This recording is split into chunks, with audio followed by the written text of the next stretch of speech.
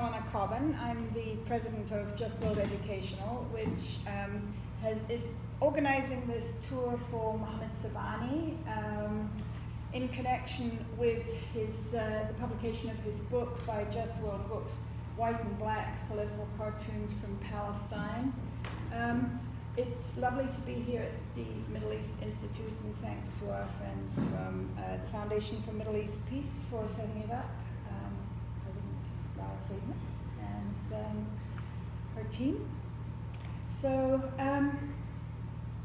this is the first event in Washington, D.C. for Mohammad's nationwide tour.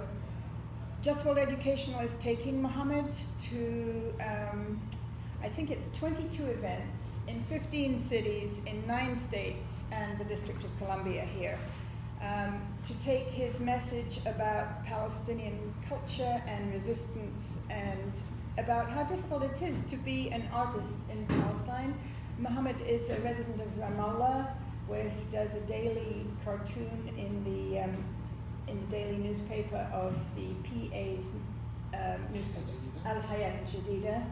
And he's amazingly prolific. He also has a day job, doing an administrative job. But over the past few years, he has really worked hard at developing his art and his cartooning.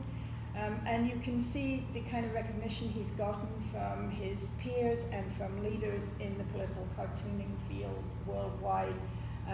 On the back of his book, there are very warm endorsements from Cal, who does the editorial cartoons in The Economist, and from Matt Worker, who does the editorial cartoons in Politico, from Ted Rall. Then there's a really lovely foreword from Seth Tobokman, whom we had the pleasure of working with in New York last week. And Seth not only notes that there are many similarities between some of Mohammad's art and the art of Picasso and Braque, and you can definitely see that if you look at at his use of perspective. But he also, Seth Tobokman notes that this is angry art, relentless and ruthless, and who has more reason to be angry than the children of Palestine, born into a box and having to live their whole life in a box. But we are very fortunate that Mohammad was able to get out of the box. Previously, one time when he was returning from an international trip and going back to Palestine, he was picked up at the border and arrested by the Israelis and held without charge or trial for 5 months, including some time in solitary confinement. So, we're just very grateful that he's here now and he's able to bring his message to Americans, and hope that everything is safe when you go back across the bridge, Mohammed. So just a couple of housekeeping notes. We have books for sale and for signing over there. There is a little pop-up exhibit of Mohammed's art around, just to whet your appetite for buying the book. We have some more of the book publications from Just World Books over there. And then in front of you, you'll find a little event evaluation form, and if you could fill that out, that would be great. There's a box there for you to put them in, because we are a new nonprofit at Just World Educational, so we are eager to make our public events, which are one of the cores of our mission, as effective as possible. So you all can help us do that. So I think I'll hand over to Mohammad, and then once you've given your presentation, maybe I'll lead off with some questions, because I was a journalist back in the day, so I'm pretty good at asking questions, and then open it to the floor. So.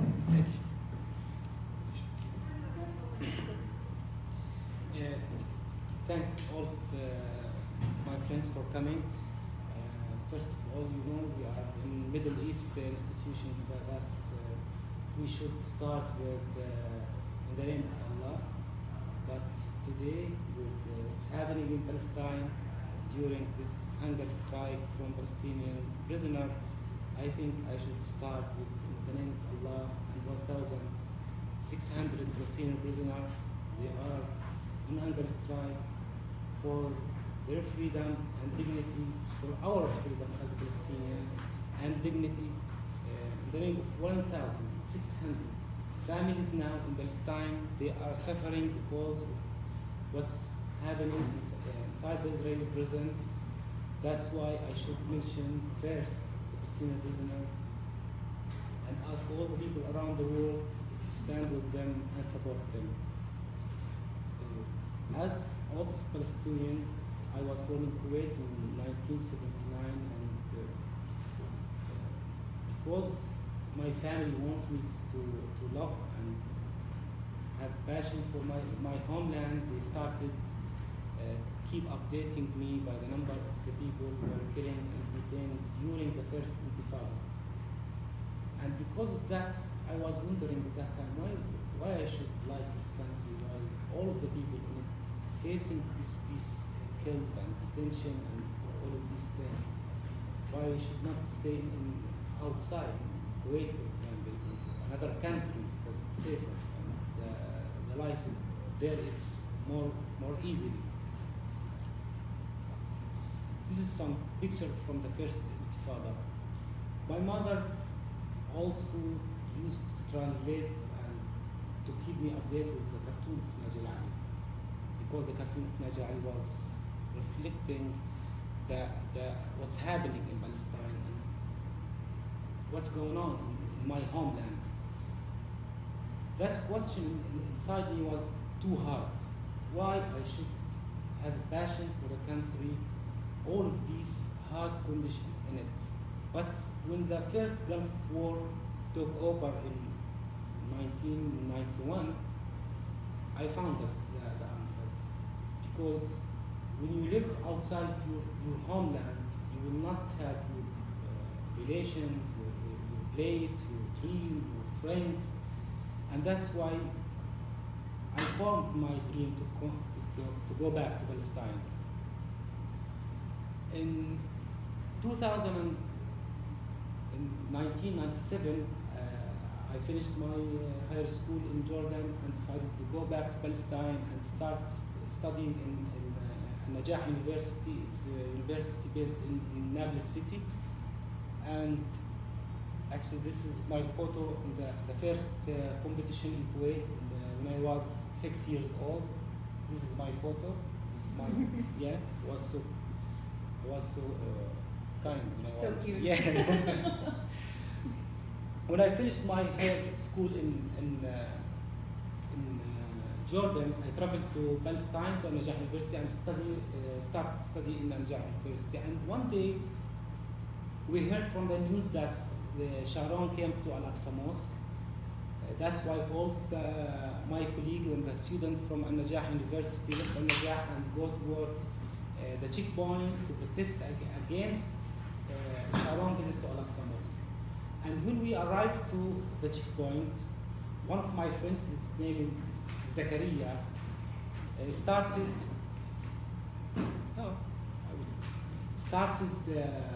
making joke of me because I used to live in Kuwait, and this is the first time I faced the Israeli soldier, and I will be afraid and I will be scared. And yes, I was scared at that time. And because of the Israeli bullets, we hide behind the olives of tree, and he keep making this joking of me and just want me to be comfortable with the situation. This is a normal thing for Palestinian. And suddenly one of the students shouted loudly because he shot by the Israeli soldier. My friend Zakaria ran toward him, hanged him.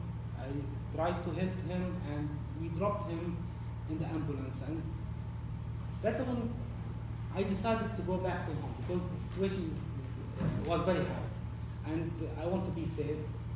And I decided to go alone.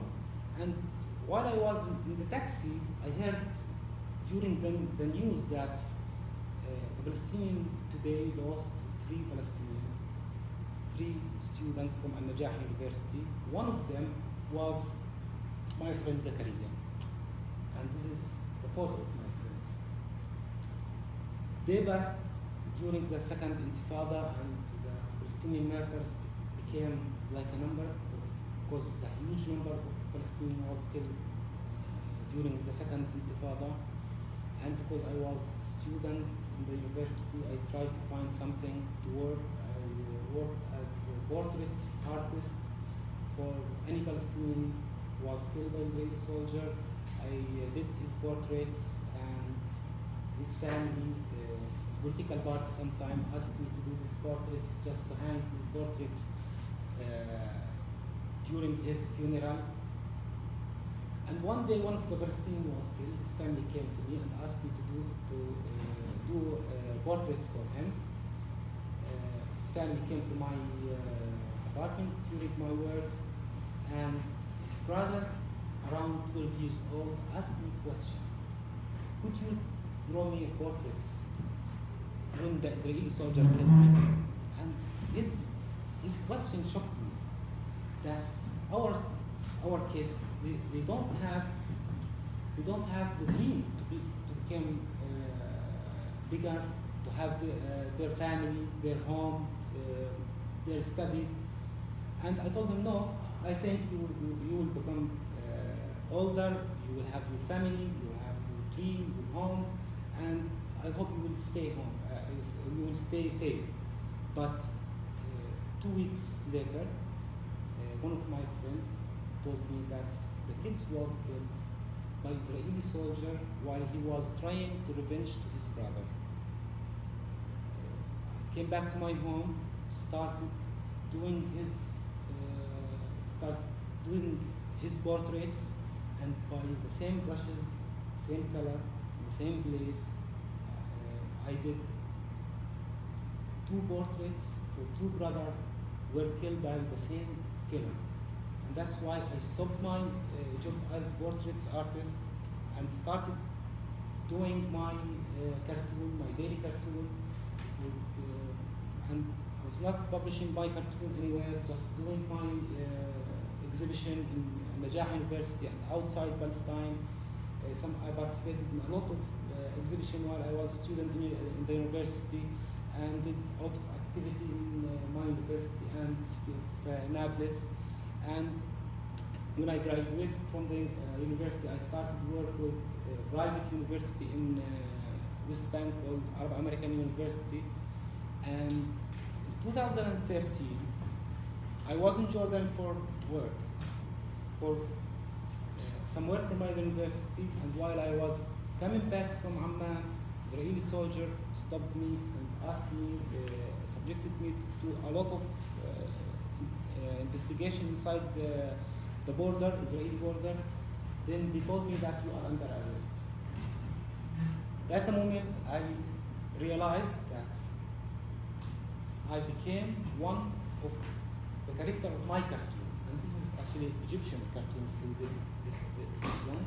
The first one was for French cartoonist, and the second one, this one, for Egyptian cartoonist. But this moment, I felt that I became one of the character of my cartoon.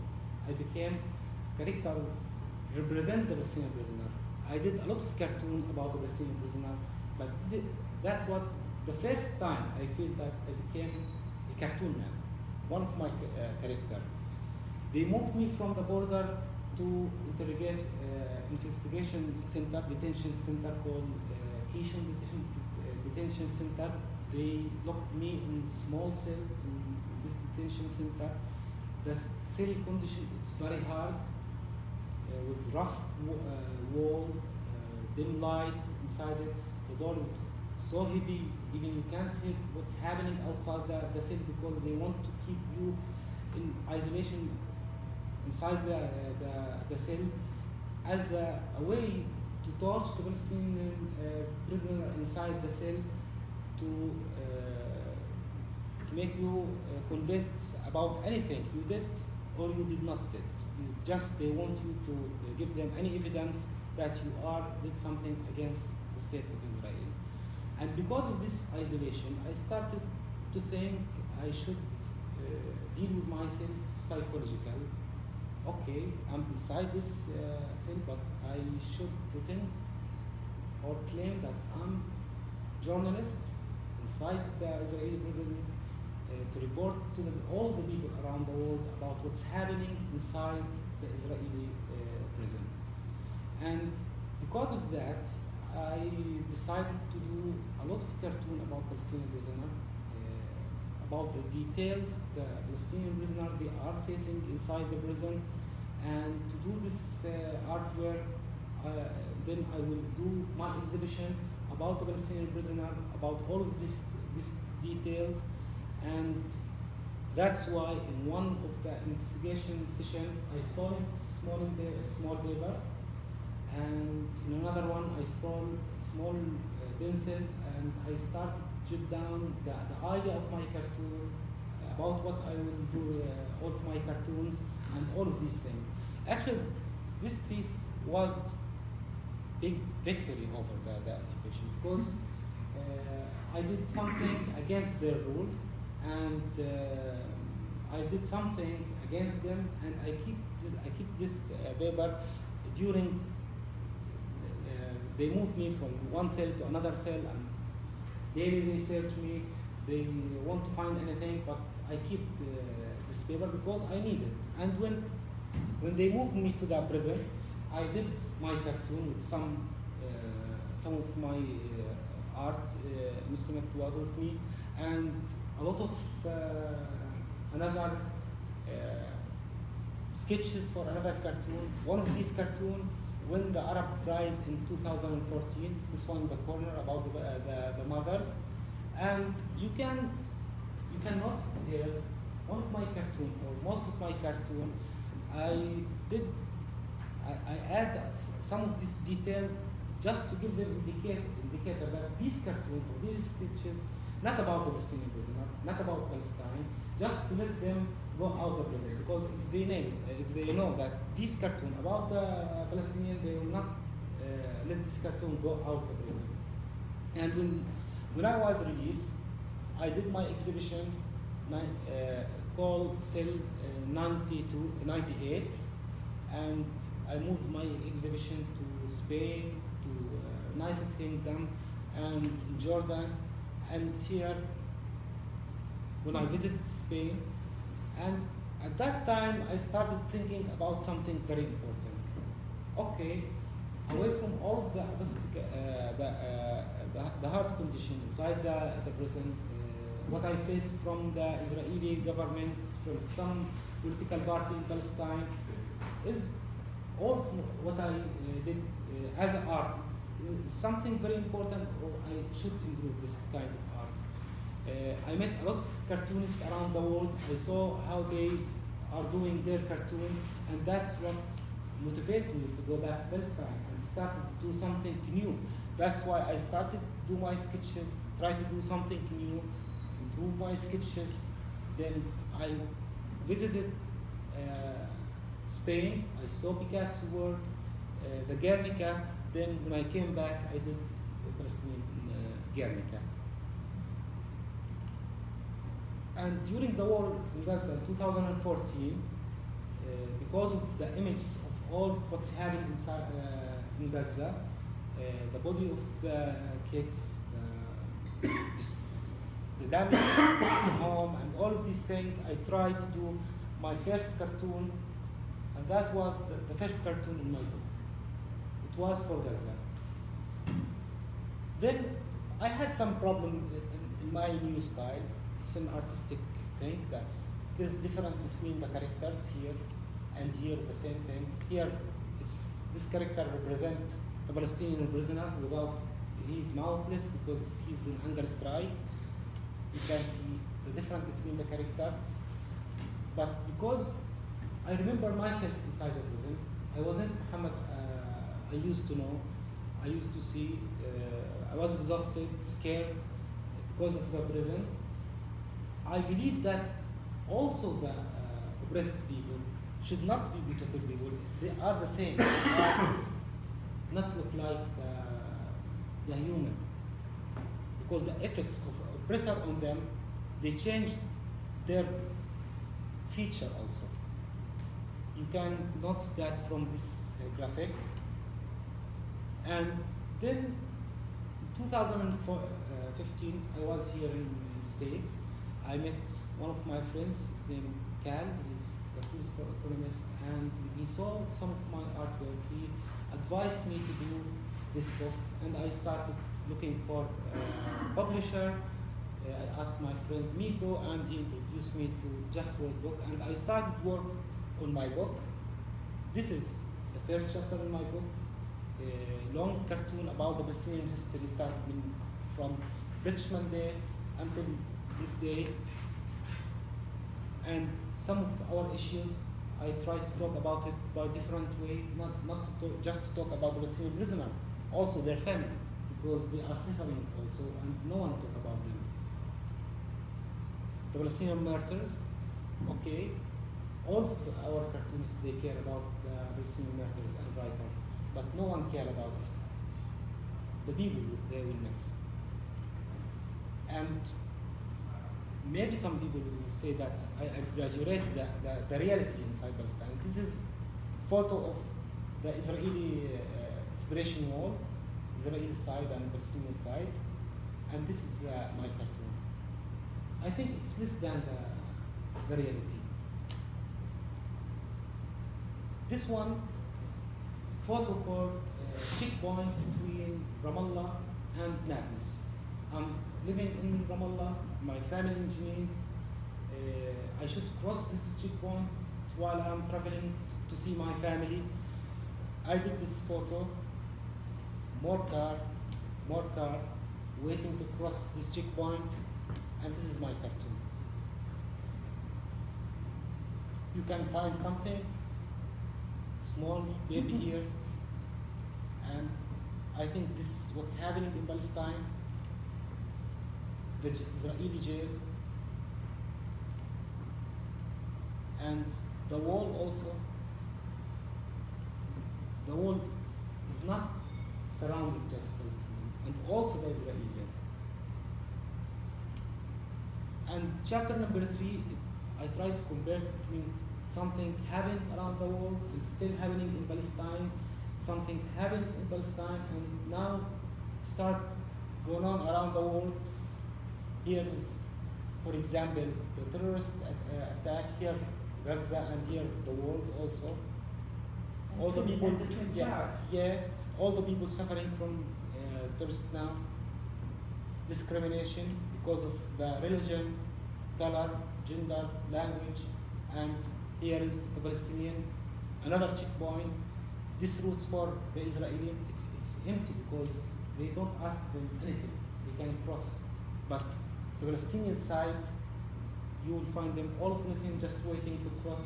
They should show the soldier his identity, paper, and everything. Chapter number 4, it's silent comics. These two artwork, I did them inside the prison and to be look like the windows from inside the jail, the bars, and here's my comics also. It's look like you are looking from the windows of the jail to outside the wall, or the opposite thing. And chapter number 5, the cartoon I did inside the prison. But something I should mention here, when I did this cartoon inside the prison, I did them without the details that could be indicator that this cartoon talking about the Palestinian prisoner or about the prison. I did this cartoon without this window, and when I sent my cartoon outside and I was released, I finished my cartoon just to show that my cartoon will go outside. Actually, to be cartoonist or artist in Palestine, it's not for fun. It's not just for entertainment. It's not because you need to do something you want to do. 2 months ago, I was in Jordan, also for some of my work. Israeli soldiers stopped me and said my suitcase. They found this sketchbook. Maybe this sketchbook, it could be another second art project for me. And when they found this art sketchbook, they stopped me for interrogation for more than 5 hours. They asked me, this sketchbook for you? I told them, yeah. And you confess? Yeah, I'm an artist. This is my sketchbook. And then he asked me, why did you draw Israeli soldier? I looked around me and told him, what you find around me? Israeli soldier. And that's it. Thank you.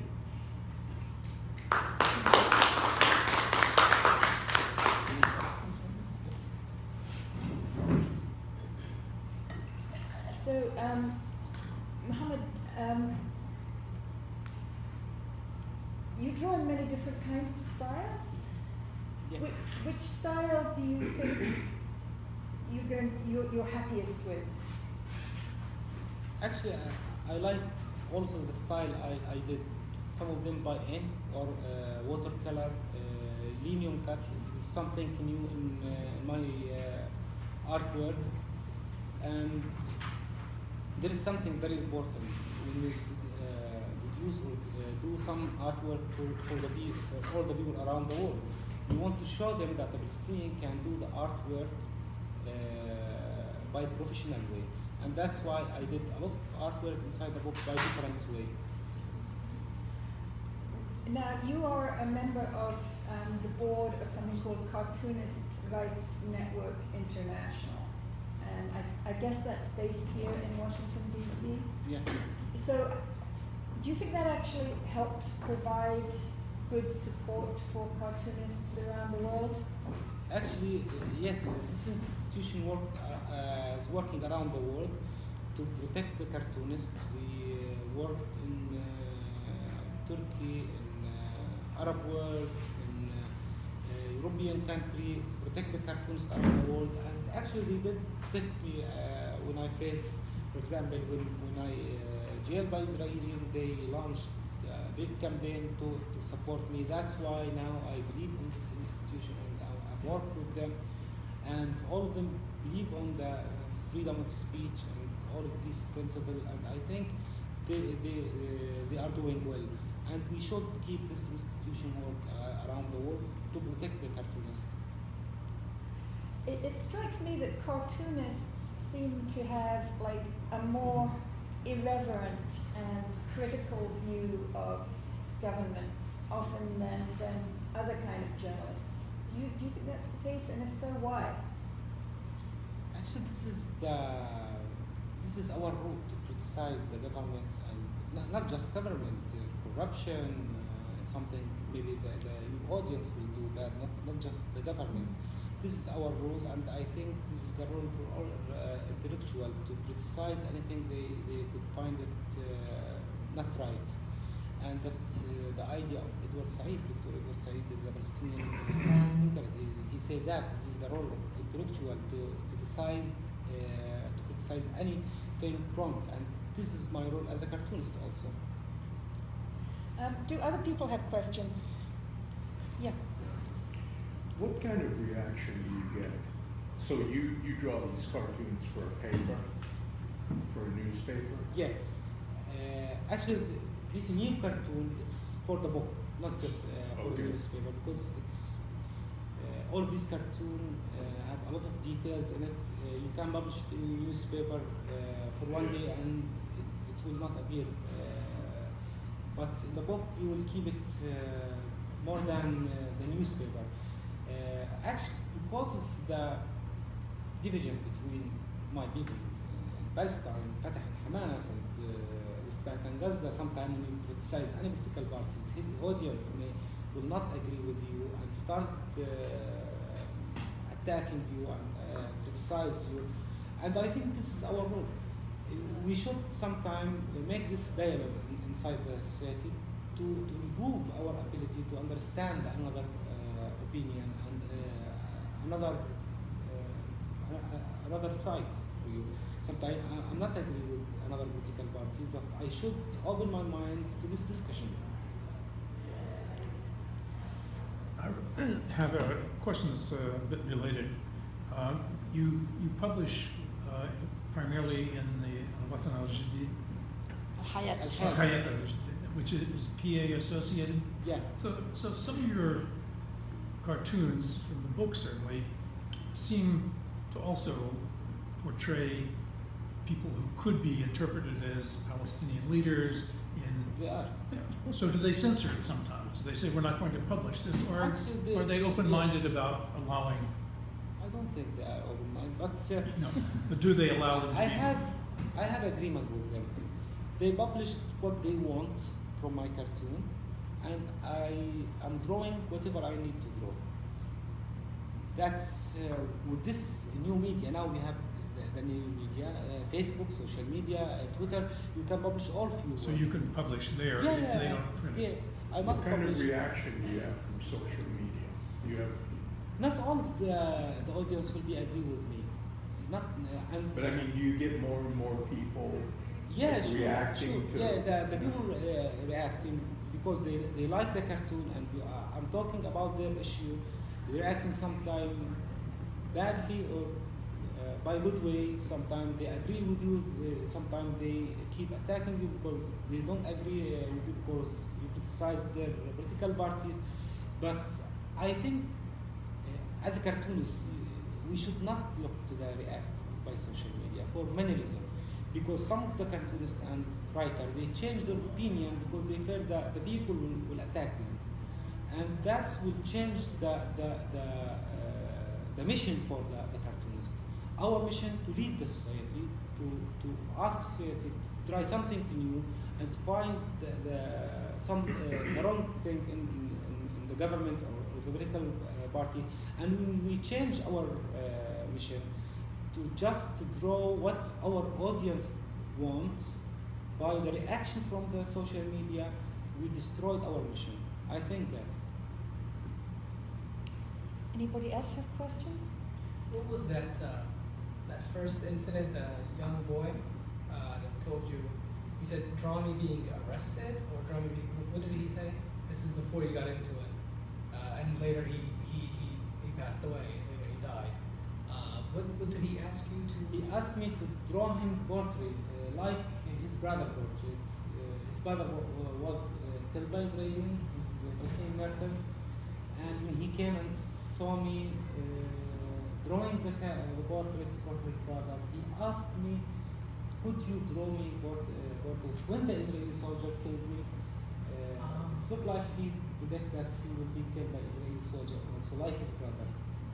How old was he? Around 12 years old. His name is Mohammad, I think, Mohammad Sabaaneh, same of me, and his brother is Fed. I have another question, if I may. You didn't tell us in any detail about how you became a cartoonist, the path that led you to this form of expression. You talked about growing up in Kuwait and then experiencing Palestine, but did you have a mentor, formal training? Did you just learn this on your own? Did you try other ways of expressing yourself before you did cartooning, other kinds of art, Actually, literature? yes, I did not do that because I concern in art speech to say that, but I think the audience here will not concern about this part, but I will tell you more details. I decided to be a cartoonist and to take this kind of art because I think the cartoon represent Palestinian more than any another kind of art. That time it was 1997, and I was student in Najah University, and there was no any kind of resources for the cartoon. That's why I started just to see. I found just one book for Najir Ali in the university. I started to improve my way from the cartoon of Najir Ali. But then in 2000, I think, in West Bank we started to use the internet. I started to learn how I can search for any another kind of style and cartoonist around the world to improve my ability to be a cartoonist with my style and my way to draw. Until now, actually, I'm trying to improve myself. When I travel around the world, I try to get some books, visit some museum, Anything could help you to improve your artwork and your ability to draw cartoon or any other kind of arts.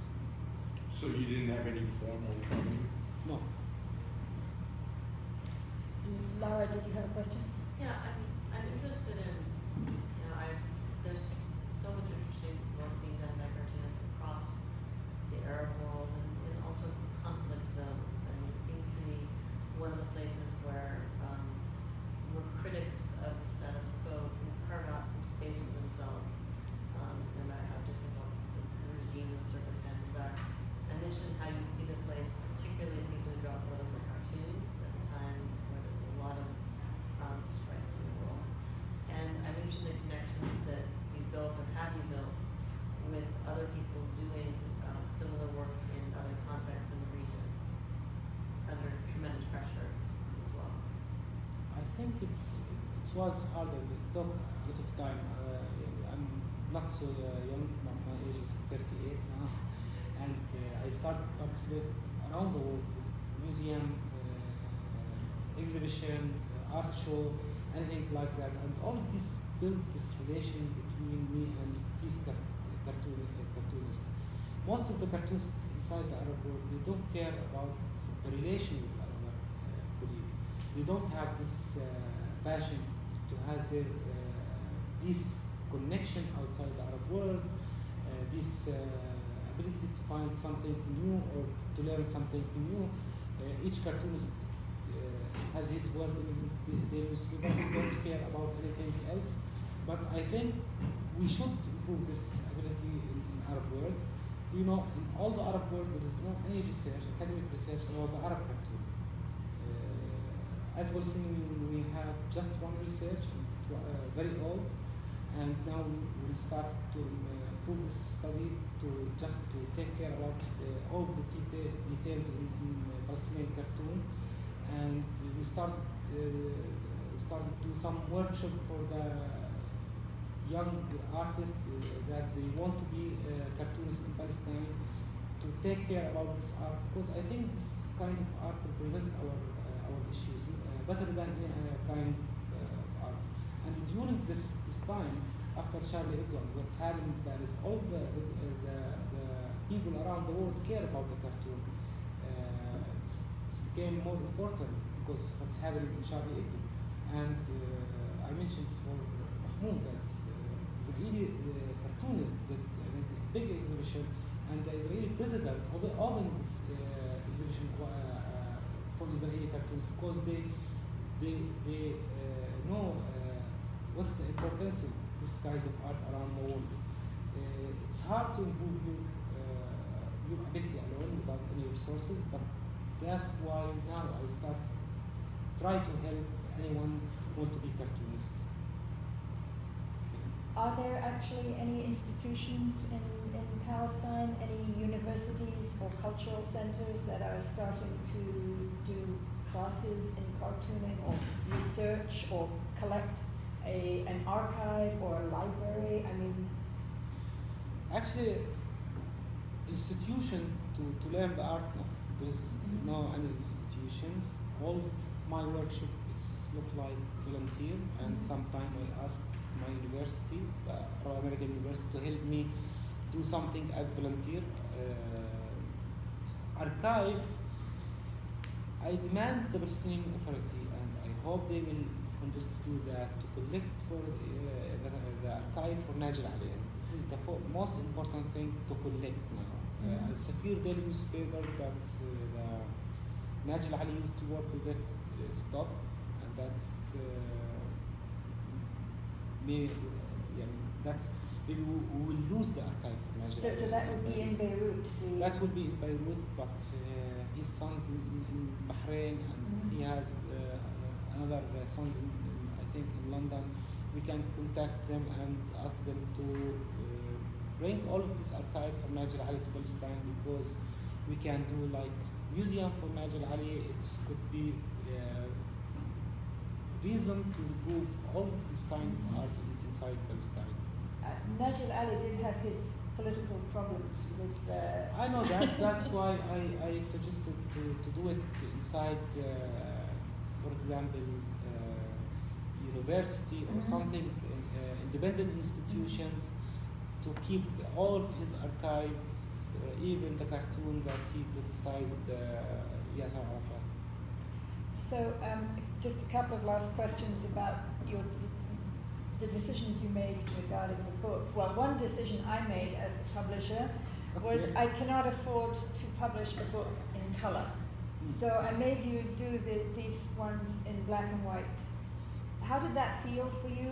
I mean, personally, I love black and white. So, but that's because I'm old-fashioned. First thing, when I sent you my artwork was black and white, and that's why you accept to print my work. The second thing,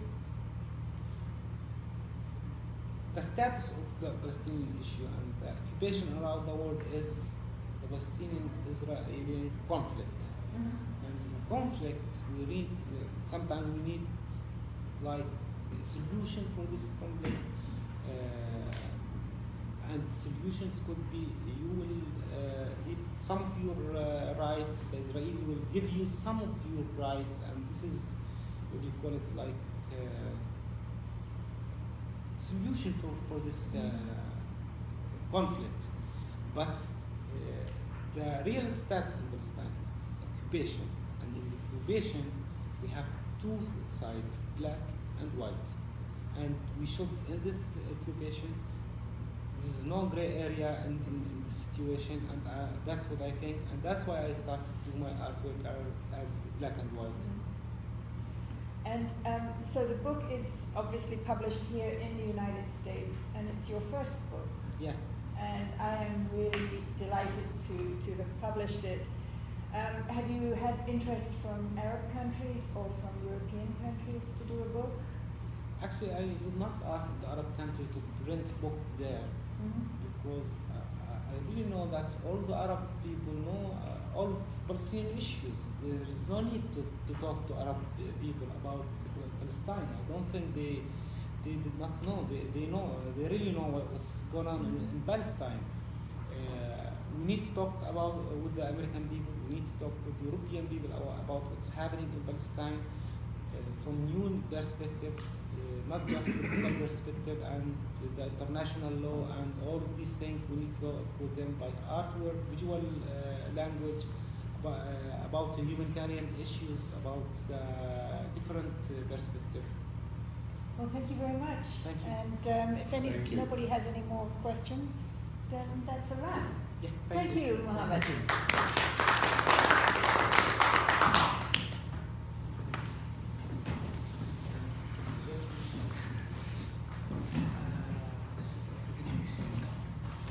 Good. Well, at least by doing the video,